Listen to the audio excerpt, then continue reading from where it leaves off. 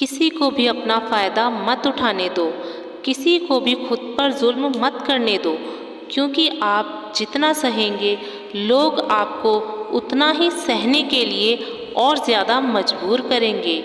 गीता का पहला अध्याय, जिसका नाम अर्जुन विषाद योग और दूसरा अध्याय जिसका नाम सांख्य योग है, उसके आरंभ में अर्जुन ने श्री कृष्ण के आगे अपना दुख प्रकट किया है कि हे केशव, मैं कौरवों से कैसे युद्ध कर सकता हूँ?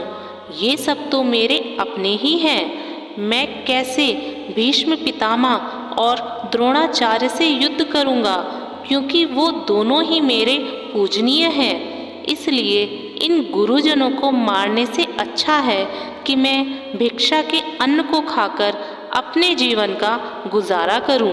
और जिन कौरवों से मैं युद्ध करने जा रहा हूं, वो सब धृतराष्ट्र के पुत्र मेरे भाई ही हैं, मेरे अपने ही हैं। इन सबको मारने से अच्छा है कि मैं सन्यासी बन जाऊं। तो श्री कृष्ण ने कहा कि यहाँ कौन अपना है और कौन पराया है?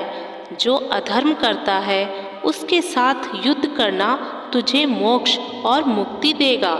तू अपने इस मन के मोह को त्याग दे, नहीं तो सारा जग तेरी निंदा ही करेगा, तुझे डरपोक कहेगा।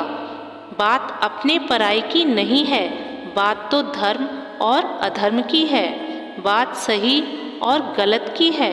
अगर तू गलत को सहेगा, उसका अंत नहीं करेगा, तो गलत करने वाले को और बल मिलेगा, वो और ज़्यादा गलत करेगा। इसलिए मन के मोह को त्याग करके तू युद्ध कर। महाभारत की एक और कहानी भी है। जब अर्जुन के पुत्र अभिमन्यु की युद्ध में मृत्यु हो जाती है, तब अर्जुन बहुत दुखी होता है, रोने लगता है। वो श्री कृष्ण से कहता है कि मेरा पुत्र अभिमन्यु मृत्यु को प्राप्त हो गया है और मैं ये दुख बिल्कुल भी सहन नहीं कर सकता। मैं भी अपने आप को समाप्त कर लूँगा। फिर भगवान श्री कृष्ण उसे आत्माओं के लोक में लेकर गए, जहाँ अभिमन्यु आनंद से बैठा हुआ था। क्योंकि उसने क्षत्रियोचित व्यवहार किया, इसलिए उसे उत्तम पद की प्राप्ति हुई। जब अर्जुन अभिमन्यु के पास रोते रोते पहुंचा, अपने पुत्र को देखकर अभिमन्यु बहुत प्रसन्न हुआ। उसे गले से लगाकर कहने लगा कि हे पुत्र, तेरे बिना तो मैं जी ही नहीं सकता। मैंने तो अपने जीवन की आशा का ही त्याग कर दिया है। तो अभिमन्यु कहने लगा कि आप कौन हैं? तो अर्जुन बोला, मैं तेरा पिता हूँ, तू मेरा पुत्र है अभिमन्यु। तो अभिमन्यु कहने लगा, कौन पिता कौन पुत्र? मेरे हजारों जन्म हुए हैं। किसी जन्म में आप मेरे पिता बनते हो और किसी जन्म में मैं आपका पिता बनता हूँ। आत्मा की ना कोई माता होती है और ना पिता।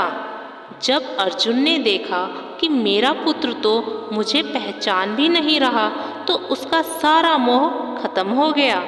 इसलिए गीता के इस उपदेश को ठीक से समझ लो कि यहाँ कोई अपना पराया नहीं है।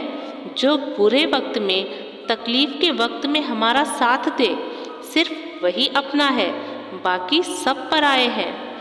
दोस्तों, आज के लिए बस इतना ही। आशा है आज की वीडियो से आपने बहुत कुछ सीखा होगा। मिलते हैं अगली किसी ज्ञानवर्धक वीडियो में।